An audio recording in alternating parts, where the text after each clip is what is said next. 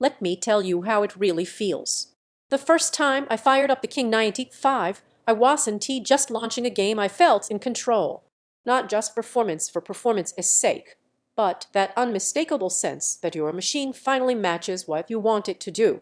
This is for the kind of person who notices when frame pacing stutters, when load screens linger, when creative projects feel like chores instead of flow. You've spent too long living with compromises that are almost there, and you know deep down that real capability changes how you work and how you play. Before you go any further, check the current price and availability systems. With this balance of power and polish, don't stay at predictable prices for long. You know that moment, that quiet admission, when you realize your old PC isn't quite keeping up anymore. For me, it was during a high-stakes gaming session where every millisecond mattered, and the frames dipped just enough to cost the round. That's the pivot point.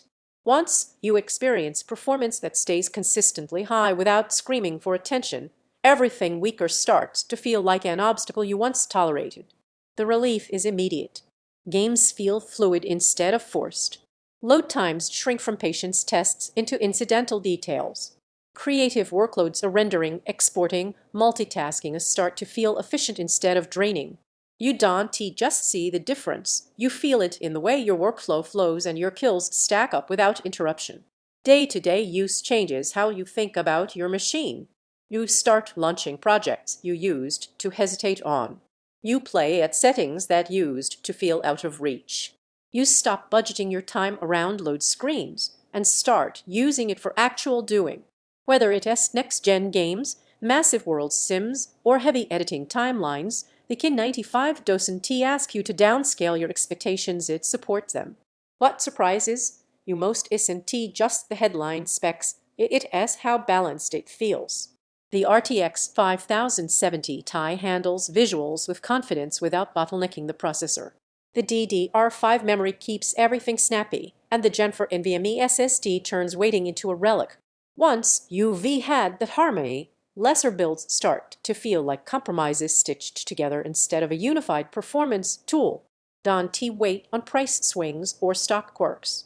Gaming desktops that actually deliver this level of responsiveness and future readiness disappear fast once people start locking them down.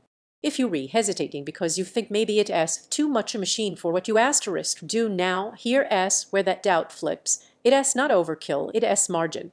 The surprising benefit isn't just power, it's freedom. Freedom from slowing down, from closing apps to free up resources, from waiting. Once you've experienced that, you want to go back. Performance that feels decisive and confident, multitasking that never stalls or lags, long sessions stay smooth and stable, everything loads faster than you expect, your system finally feels capable and complete. It's not the smallest footprint, premium parts come at a premium. At some point, you stop comparing builds and realize you're just delaying the upgrade you already want. Every weaker option starts to feel like settling, not choosing. So if you're ready to stop negotiating with lag and load times, check availability now. Don't let this become one of those upgrades you think about every time a scene stutters or a render crawls. When performance finally feels effortless, there is no going back, and this makes that difference unmistakable.